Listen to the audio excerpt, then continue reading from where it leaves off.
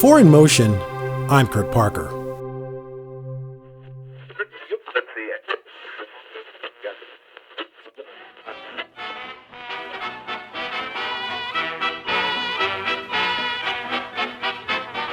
Hello, everybody. This is Fred Waring. We start tonight's program breezing along with a song called Sing, Sing, Sing. Fred Waring and his Pennsylvanians entertained audiences throughout the 20th century on stage, radio, and television, and he is often called the man who taught America to sing. Born in Tyrone, Pennsylvania, Waring attended Penn State and later served the university as a trustee and distinguished alumnus. In 1984, he designated Penn State to house his vast collection of archives and memorabilia. Fred Waring's America is part of the Special Collections and Pattee Library. This is a 20th century popular culture archive and collection. We have music that is usable by educators and musicians and choral groups. We have photographs and recordings from early radio and early television. It really is a reflection of 20th century popular culture.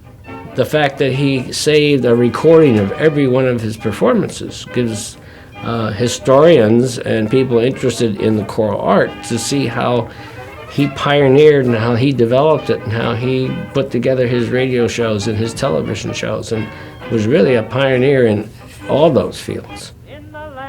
While at Penn State, Fred Waring, along with his brother Tom, led a band known throughout central Pennsylvania as Waring's Banjo Orchestra.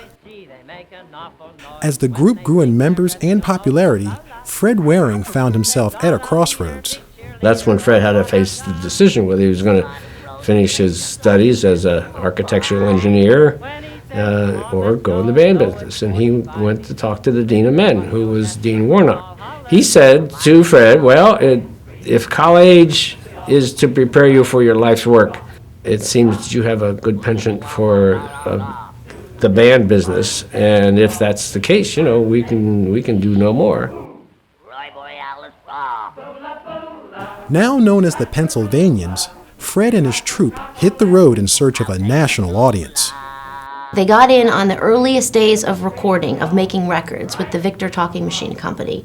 They made records before there were microphones. They used megaphones to make their first records. So he was a pioneer in that area.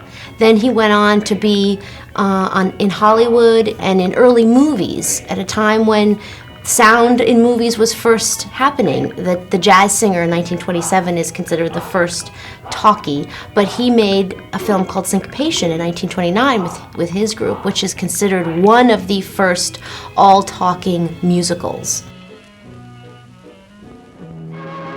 Then he went on to be an innovator in radio. It is always pleasure time, but today pleasure time means something more. It means time to listen to Fred Waring and his Pennsylvanians. He was on the air starting, at least once a week through the 30s. And when the 40s hit, he was on Monday through Friday, every single night, every single week. People were exposed to some of the finest singing and choral singing that was available, singing the Great American Songbook. The collection reveals yet another one of Waring's true pleasures in life. The cartoonist is another example, his connection to the members of the National Cartoonist Society. They were looking for a place to vacation in the summertime, and they stumbled across Fred Waring's golf resort, Shawnee Inn. Little did they know that the owner of the Shawnee Inn was the #1 fan of comics. They created all this wonderful art that featured Fred Waring and his band, or his love for golf, his penchant for golf. And as a result of his friendship with the cartoonist, we have in this collection 650 pieces of original cartoon art.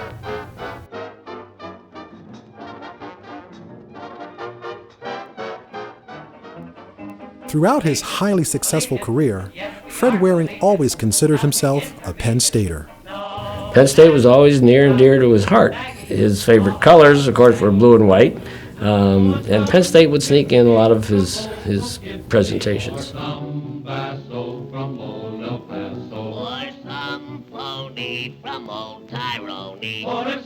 This collection is a treasure of 20th century life, of a certain aspect of 20th century life.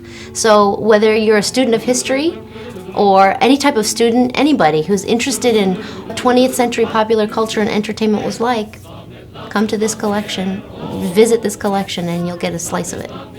Fred Waring's America is not just a reflection of one man's musical legacy. This special collection is a discovery of 20th century popular culture through the eyes of America's song master, Fred Waring.